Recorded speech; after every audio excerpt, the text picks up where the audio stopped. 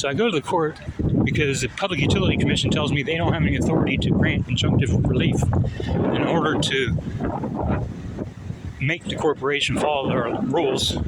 So I go to the court and I file a motion, and the court ignores the motion for temporary restraining order, tells me that I have to wait till the other party gets served process and notice. And that's not the reason for a temporary restraining order. Temporary restraining order is ex parte hearing to where it's heard before the court, and the court can grant injunctive relief temporarily until a hearing is held on the filed motion or petition that seeks the relief. In other words, both parties are returned back to their original positions before the accrual of the action happens. But the court doesn't want to grant that. They say, no, we have to have a hearing. The other party has to be served process and notice first, then you can have your hearing. So what's the whole reason for temporary restraining order then? There is none under civil law if they're not going to grant it. And they're not even going to hear it. And the judge reviewing the documents is not my being heard in court under the Constitution of the State of Texas. I have the right to be heard in court, and I was not afforded that right on an emergency order for a temporary restraining order. So people, your rights will be violated in the state of Texas. They don't care. They're going to do what they want. And if you don't like it, they're going to bring out 5 or 6 officers wearing the deputies' uniforms, and they're going to surround you, intimidate you, and tell you, listen, man, you just have to do what they tell you to do. So I couldn't get a written order of the denial of the motion, even though they said the judge denied the motion. They said that I had to submit an order showing or that allowed the judge to deny the motion on the order. So I amended the order and put on there a yes or no for her to check yes or no if she was approving or denying the motion. So the motion is denied, yes or no, and the reason for the denial. They take the document. I filed it in the record. They take the document from me, take it back and hand it to the judge, and then bring it back unsigned and unfilled out, stating the judge denied it again, and you have to file a different motion. This doesn't follow proper court procedure. And I'm like, wait a second. It's an amended motion, or it's an amended order. He says, well, you altered it. I said, that's the whole reason for an amending an order. You amend it to include what it's supposed to include, that the judge required you to include in it. And when you do that, they still don't want to sign it, and they still want to bring it back to you. So you don't have anything on the record showing the reason for the denial and the denial being of the motion for a temporary restraining order. In other words, there's nothing in the record why the judge denied the motion, and there's nothing in the record saying I even had a right to argue my position as to why I'm afforded and allowed injunctive relief as temporary restraining order. But it doesn't matter. The documents in the filing itself was sufficient notice to the court that the violation of the Public Utility Commission rules was violated by the corporation that didn't give proper notice before termination of services. They're supposed to give 10 days written notice, and that 10-day written notice is supposed to include specific things in the notice that they're giving you, like how much you owe, how much you have to pay to keep your service from being disconnected, and has to actually say termination notice on it. And none of that happened. It was just a statement of my bill. And it didn't say my service was going to be terminated, the date my service was going to be terminated, and how I could prevent it from being terminated, which is required under the Public Utility Commission's rules for consumer protection. When we passed these laws in the state of Texas, our legislature did to protect us, the customers, from these improper procedures by these corporations, and they don't care. And when you go and file trying to get your rights, they ignore you. They tell you, no, you got to wait till the other party can come in and defend themselves with a proper process of service. I said, but that's not the whole reason for it. If you're going to do that, then eliminate the temporary restraining order, okay? If you're not going to actually allow people to get temporary restraining orders or even a hearing on it, don't allow them to file for it and claiming that as part of the civil procedure that you can, and you can seek this injunctive relief temporarily to put you back at your position of equity before the action was done by either party. Doesn't matter what it is. It puts everybody back to their starting positions, as if nothing ever happened, because it shouldn't have happened. But it did, and it was done illegally, but they don't care They're going to allow it to continue. I have no water service. It's the middle of July in Texas, South Central Texas. It's 104 degrees outside. I have no water in my house. I can't shower. I can't bathe. I can't cook. I can't flush my toilet. Any water I consume, I have to go buy bottled water. And I'm 100% indigent. I have zero earnings. My Social Security has been suspended. It has yet to be reenacted. And I have nothing. So I'm at the mercy of a corporation who is operating illegally. They don't have the authority to do what they're doing. They don't have the transfer of property rights, granting them the operation of the system to begin with.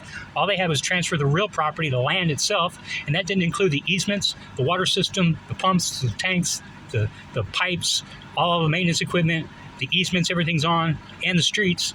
All they had was the real property transfer so they could pay the taxes on it. And they're assuming that by that property transfer, that gave them the right to operate this water system, which it didn't. The original property owners originally transferred all that stuff to the association back in 1981. And when the association went belly up, it all went back to the property owners. Now, the property owners retain that ownership, which put everybody back to the original deed covenants for the properties, which state they're not supposed to charge for the water, which is filed in the county as restrictions on the property. If you own property in this subdivision, they can't charge you for the water. You have to pay to connect, and that's it. And they have no right to disconnect you once you're connected for failing to pay for their water service when it says the water is supposed to be provided free of charge anyway. So in 1995, a lawyer for this new created water supply corporation requested the deed transfer to the property from the original owners, and the owners granted it. All they transferred was the real property, the actual land itself. They didn't transfer any of the other stuff as they had before to the association. So that tells me that they knew from the original association transfer of the property rights that included everything else to operate the water system, making the association the true owners of the system. And when it went back to the property developers, Crowther and Baker, all they did was transfer the land itself and didn't include all the other stuff that they did in the first two transfers in 1972 and 1981 to the association. So they knew they weren't transferring the system itself. All they were transferring was the real land title. So the taxes would be paid by the corporation. Now the corporation took that to mean that gave them full authority to operate the system as if they were the owners, but it didn't. That transfer never occurred. It's not in the filed records of the county deed transfer. It's nowhere.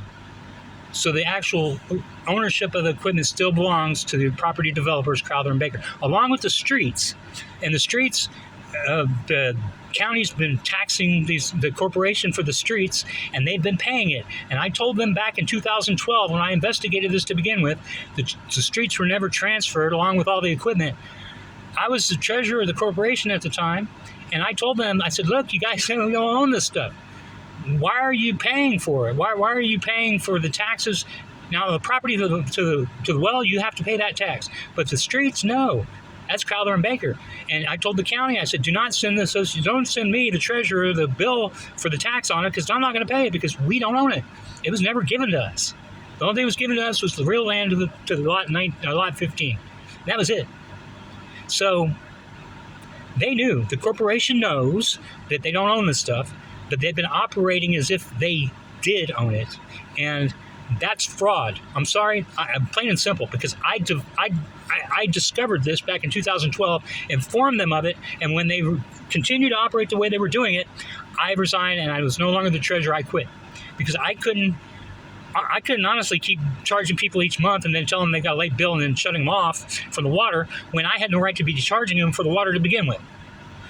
Now, the money collected was to go into a reserve emergency account, so if something happened to the Water Association, had the money to fix the system so everybody continued to have water. I didn't disagree with that. What I did disagree with was the way they were operating as a full retail supplier of water as a corporation. So they're running their operation as if they are a for-profit corporation. They had accumulated $21,000 in their reserve bank account as of 2020. There was an expense. They had all much money they had to pay out. They spent $12,000 out of the $21,000. Still had over half of it left. But because they spent that money, decided to up everybody's rent, everybody's rates, and add a surcharge. So if you use anything over 3,000 gallons, you had to pay 10 cents a gallon more on top of what you were already paying for the water. So you're paying a percentage on the total overall use. So because you're paying a higher percentage, you're paying more of that total overall use. So say $700 divided by 13 homeowners or 12 homeowners.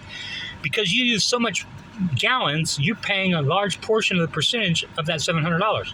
Then you have to pay the 10% on top of every gallon above 3,000. So in essence, you're being billed twice for the use of the 3,000 gallons. You're paying the larger portion of the percentage on the $700 collected each month from the total property owners, plus you're paying the 10%, 10 cents per gallon above and beyond. December 2021, I had a leak, didn't know about it. My water was 5,000 gallons for the month. They charged me $402. I'm sorry. If you go to SAW, San Antonio Water System, 5,000 gallons, they're only going to charge you $34.82 under their tariff rates today.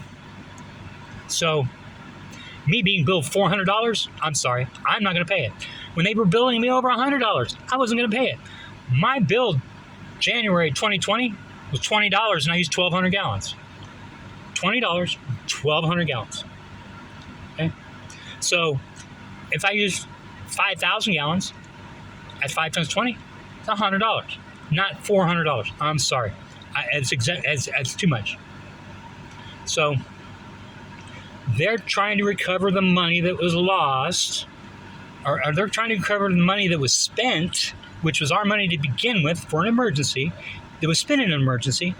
Now they want to replace it by upping everybody's utility cost again and adding this surcharge to recover the money faster, as if they're a for-profit corporation passing the costs on to the consumer. But that's not why we were paying each month. We were paying each month to put the money aside for an emergency. There was $12,000 in that account. I took it over as treasurer in 2009. It had $0 in it because the person before me stole all the money from the corporation. The 3 years I was treasurer, when I was done and I resigned because I found out that they didn't own this and they didn't have the right to be doing what they're doing, there was $6,000 in the bank account. Between then and now, it had climbed to $21,000. So there was no reason for them to raise rates or institute a surcharge to recover money that was already put in there to pay for the expense, to recoup the expense. It makes no sense. We're gonna agree to pay each month to have money in the account. Then when we use the money in the account, we're gonna continue paying that, but we're gonna allow you to charge us even more to replace the money that we had already put there to begin with. No, I'm sorry. That's an act for a for-profit corporation, not a not-for-profit corporation. And I don't care. This is Texas. Buddy, let me tell you something. I have every right to go out there and take that lock off of my water and turn my water back on and wait for the sheriff to come out and try to arrest me for stealing a utility and show him, hey, listen, they have no right to this. None whatsoever. I do as a property owner. It's here in the deed restrictions. If you could show me something in the law that says that gives them the right to do this, then you show it to me and then you can arrest me and take me to jail or book me, whatever you want to do. But you got to show me something in the law filed in the county giving them the right and the authority to do this. And there is nothing. Nothing. They can operate as a public utility authorized by the state as a nonprofit corporation, water utility. Their application was fraudulent because they don't own the system. All they own is the land that it's on. I don't know. Let me tell you something, man. I'm about fed up with the court system in the state of Texas. I've been fraudulently accused of crimes I didn't commit, sent to prison, sent to TDCJ, did time in TDCJ for something I didn't do, filed the application for writ of habeas corpus, proving that the officer lied and that the things she claimed couldn't have been true because the filings that the state had investigated me already, showing that I had the right to be doing what I was doing and gave me a permit, and they're going to claim that I didn't have that right to that permit because I had a criminal background that I didn't have. They fabricated that information to the court. The court assumed it to be true because it came from law enforcement.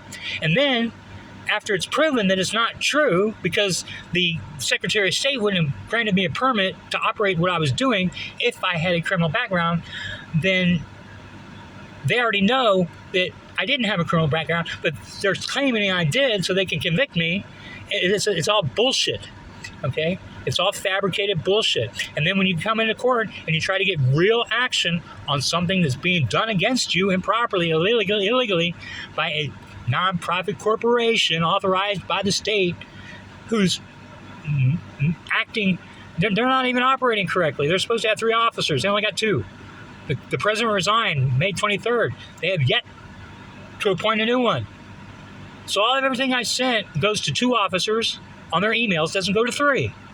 So that's proof right there that the only 2 officers are the ones making the decisions, the secretary and the treasurer. There is no president.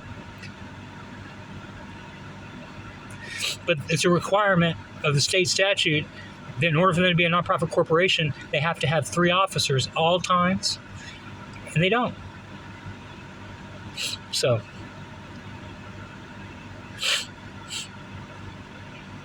not only that, they're supposed to have an annual meeting every year between January 1st and May 31st. They haven't had those meetings ever. Every time they have a meeting, it's in October. And they didn't have an annual meeting in 2021. They just skipped it. So from 2020 to now, there has been no annual meeting of membership of the members and the board to discuss the operation of the system, vote new officers. The original officers that replaced me, the treasurer, Leanne Forney, in 2012, she's still the treasurer. Instead of the treasurer being revolving every 2 to 3 years, as required by the statute. But you know what? They don't care. They're operating like this and they don't care because they don't think anybody cares.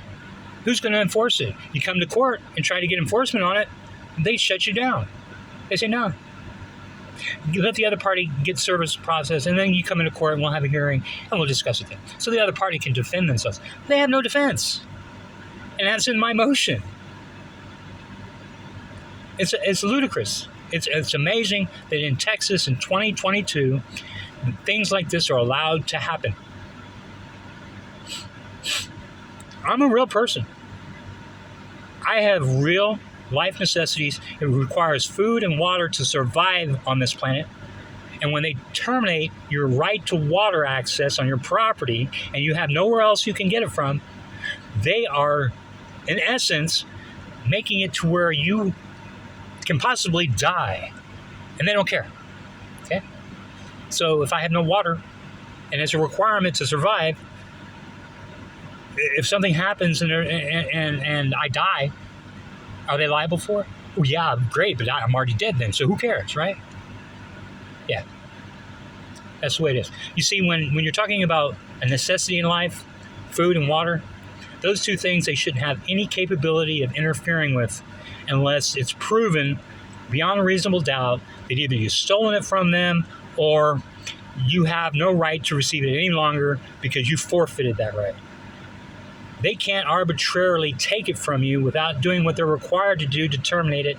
And they didn't do those things required by state statute that our legislatures passed into law protecting every consumer who purchases water from a retail corporation, whether they're for-profit or not for-profit corporate. It doesn't matter. These consumer protection laws are there for a reason, to protect us from things like this happening so they don't happen. You see, I was supposed to be given 10 days notice, so I had the opportunity to prevent it from happening. But I was never given that opportunity. They just showed up on a Saturday morning and shut off my water, claiming that they gave me proper service of notice when they never did. And the documents that they sent me saying that these are the documents we gave you giving you notice don't even comply with what's required for them to give me proper notice. So, it's all bullshit. But they don't care. Why? They got water. Sure. And it's funny. John Baxley, who's a maintenance worker, has money removed from what he owes every month, claiming that that's what he spends on upkeep of the water system. But it's kind of funny when there's $21,000 in a reserve account, and he claims that he's spending this money that he can deduct from his bill.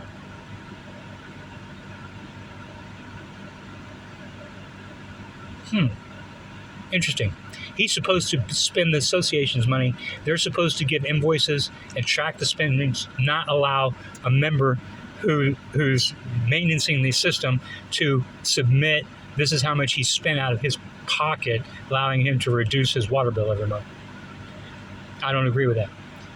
Not supposed to allow that to happen. It's not supposed to occur, but it happened. It's happening. It's been happening. He's been the water maintenance guy since I was a treasurer back in 2012. So this guy, one guy, makes all of the maintenance. And the funny thing is every month he claims there's stolen water. Stolen water. We're missing 3,000 gallons of water, 4,000, 5,000 gallons of water. We can't account for it. Somebody's stealing it. Yet, when he finds who's stealing it, he doesn't tell everybody, and he doesn't go to the court and get an order for back collection of back money from those people for the prior 12 months on an estimated amount that they've used to be billed for what they've taken. They just quietly let it go. As I've come to find out, because you see, when I was there in 2012, we went around and took all the lines out that were going somewhere where nobody had service, disconnected them all, and put in brand new meters in 2012, in 2011, 2010, 2011. All new meters. Everybody got a brand new meter. Anybody who wasn't on the service, all those lines were capped and cut. Nobody was left on the system. But now he's claiming that they're going to go around and disconnect lines of people that aren't on the system. Again, but they've already done that. Claiming they're still trying to find this missing water. So, I know for a fact there's two people collecting water. One's the guy who just resigned as president, Gary Waltrip. He uses 600 gallons a month or 500 gallons a month. He's charged maybe $15, $20. He has his own water well. He shares his water well with the property next to him.